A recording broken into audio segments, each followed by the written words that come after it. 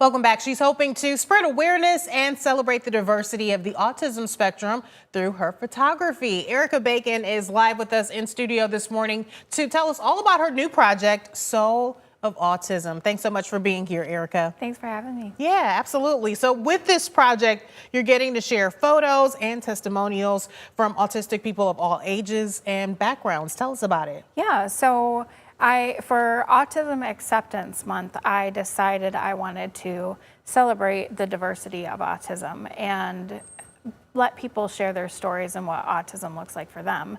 So I started with this project, and it's kind of grown a little bit into something more, where I'm also doing an art prize project. Nice. But yeah, so I'm taking photos and sharing people's stories and just spreading awareness about how the diversity of the autism spectrum is just so vast and beautiful. And there's no one way that it looks if someone has autism. Yes. So will your work at Art Prize sort of be the culmination of everything? Will that sort of be the final look of everything you've put together? Yes, I'm also going to be doing a book, a coffee table book for the participants. So that'll be in there too. But yeah, the Art Prize piece is going to have short bios of each person and their photos, and I'm going to do about 30 photos. Really cool. Can't wait to see that. How did all of this come to be? Do you have a personal connection with the autism community? Yes.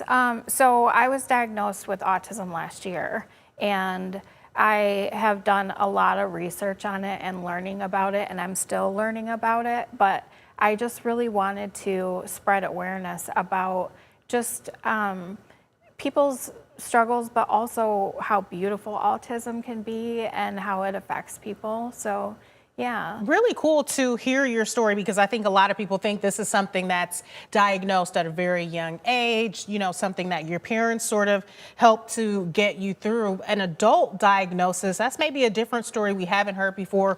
What were maybe some of the things you were noticing that led you to seek some medical help and medical advice? Yeah, so I have a lot of issues with sensory, like lights and sound and temperature, things like that. But my biggest struggle has always been socially and making friends, forming relationships, understanding how to just speak to people in normal conversations. So yeah, that, and I process things a lot differently than I notice neurotypical people do. So I look at all the details of something, like if you think of a puzzle. A neurotypical person would just look at the cover photo and say, this is what it looks like. A neurodivergent person, autistic person, looks at the puzzle pieces, each individual puzzle piece, and builds the picture from there.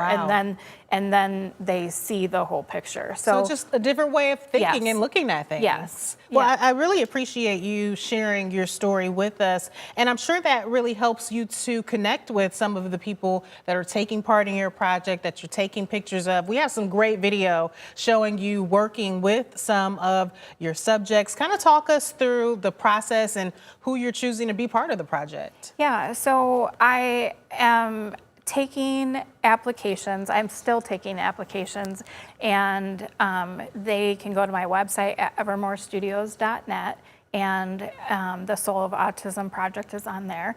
And people have signed up, and they share a little bit of why they want to be part of it.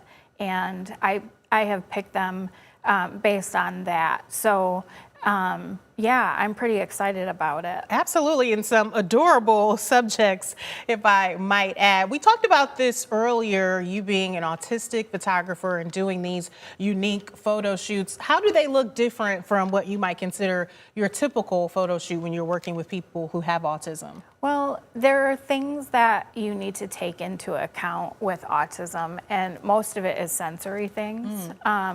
Some people, I have photographed several people that when we did them outside, they just wore their sunglasses.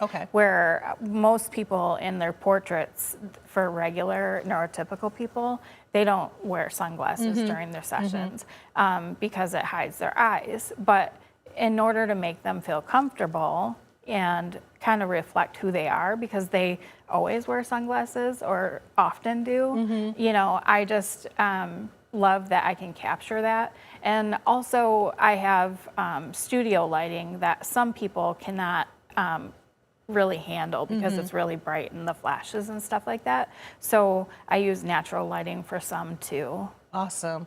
Well, what is it that you're hoping once you finish with this project and the families that you've chosen are able to see the finished project? What are you hoping that they take away from it? I really hope that they take away that they are seen and heard, and that their story is important, and that they are a part of a beautiful, diverse community. Yeah, I love that message. And I'm sure there's a really great message for people who may not have autism, may not know what that experience is like. This, I'm sure, will be eye-opening for them as well. What do you want them to take away from it? I really hope that people can understand more about autism, because media doesn't represent the autism spectrum very well. You see things, people like Sheldon Cooper, that are... Is that the Big Bang Yes, Theory? Big Bang Theory, yes. So his character, he's doesn't have social skills, and he's also very brilliant, but he's rude, and you know, things like that. So you don't want everyone to be put into one box. Yes. Because you're on the spectrum. Yes. So you know, there are so many things that every autistic person looks different, and I hope that people can learn more about them so they can kind of understand how to interact with autistic people and change how they are interacting with them so that they're more comfortable. Yeah, certainly an important conversation to have. Lastly, you said you are still taking applications, right? So how can people reach out to you if they're like, hey, I want to be a part of this project? Yeah, so evermorestudios.net, you go there. I'm currently taking donations so that I can do more sessions, because all of them I'm doing for free. Nice. At no cost. So yeah, I'm raising money for that and for my art prize piece. But yeah, if they want to be applied to be part of it, they can click on apply and go ahead and fill out the form. All right, nice and easy. I think it's great what you're doing, starting such an important conversation, and the photos look fantastic as well. Thank you. Erica, thanks for being here this morning. Thanks for having me.